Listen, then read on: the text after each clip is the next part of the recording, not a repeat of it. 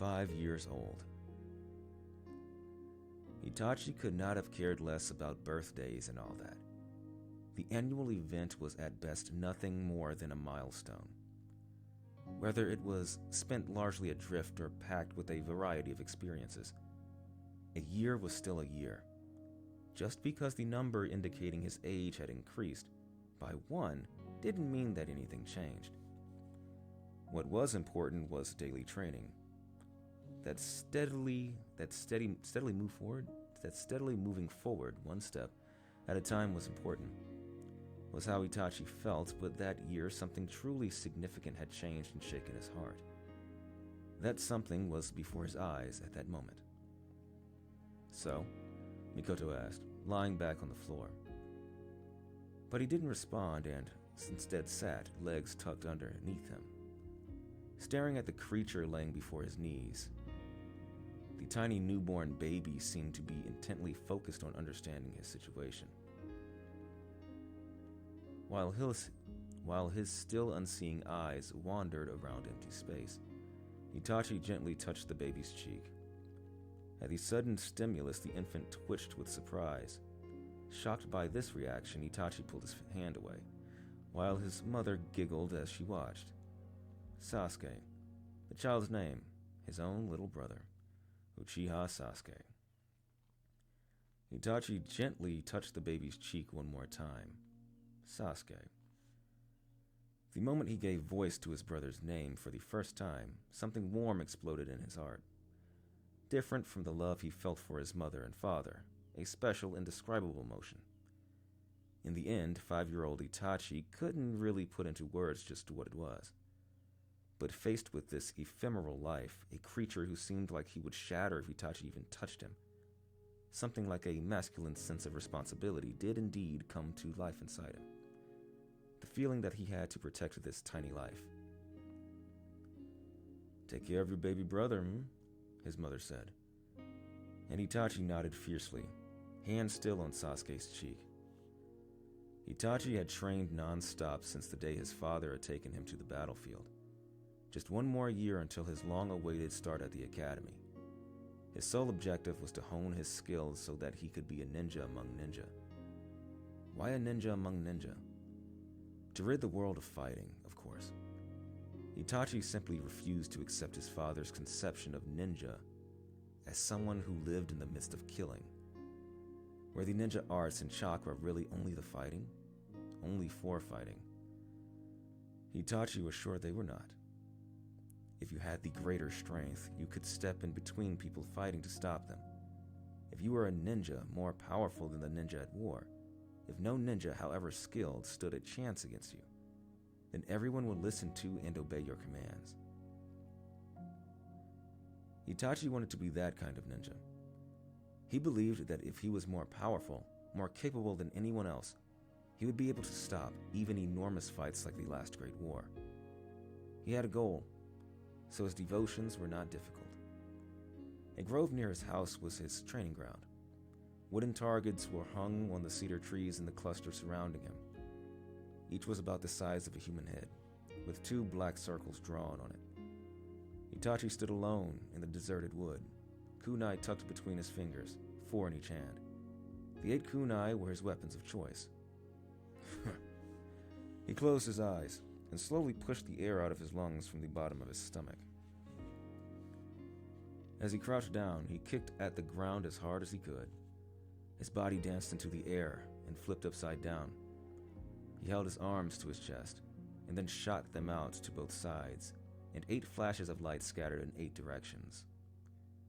The sound echoed all around Itachi as he landed. The sharp blades had pierced the centers of the targets on the cedar trees. "Nice work." A voice came suddenly from behind him.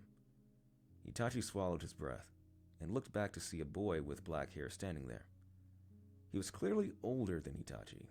As proof of that, the silver of a Konoha forehead protector shone on the boy's forehead.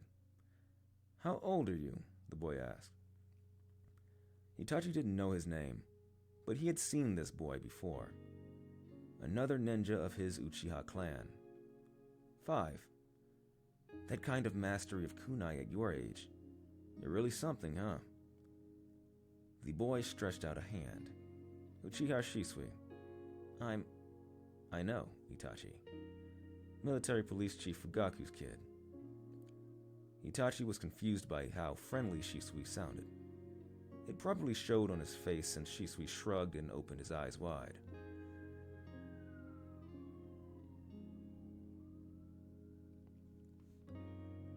I heard you were a strange kid, and you don't really talk to anyone. You really are stubborn, huh? If you don't need anything, well, I wouldn't say that.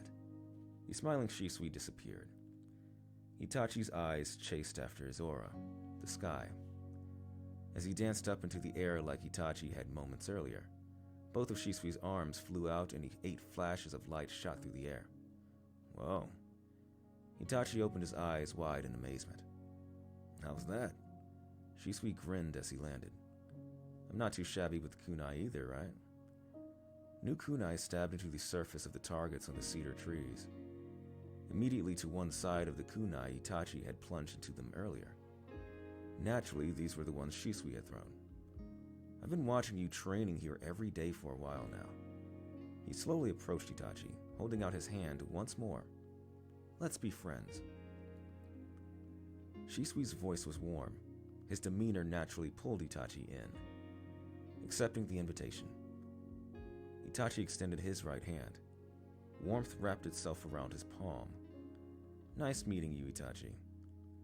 As he stared at the beaming older boy, Itachi was perplexed by his own behavior as he welcomed the strangely overfamiliar ninja. He looked up at the moon. Just me and Sasuke. His mother and father had gone out. He felt the sliding doors open after stepping out to sit on the veranda. Sasuke in his arms. The moonlight was dazzling, the full moon shining so radiantly that it nearly erased the light of the surrounding stars. Seemed like it would fall out of the sky. A gentle breeze softly stroked his cheeks. He furrowed his brow at the faint, unpleasant smell riding on that breeze. Sasuke began to fret in his arms, perhaps sensing the change in his older brother.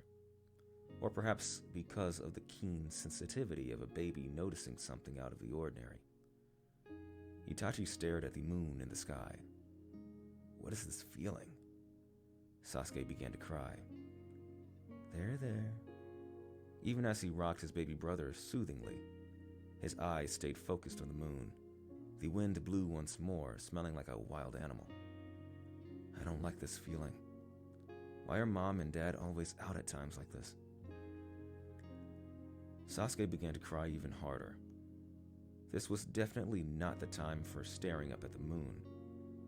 Itachi dropped his gaze to his adorable baby brother, a smile creeping across his face. Don't cry, Sasuke. Your big brother will protect you, no matter what. Sasuke's cry changed from a scared wail into something sweeter. It was still almost as powerful, the faintest of differences in the strength behind the wail. Rather, the change was more in the baby's mindset, because he knew they were brothers. Something's coming. All Itachi could do was tighten his arms around Sasuke.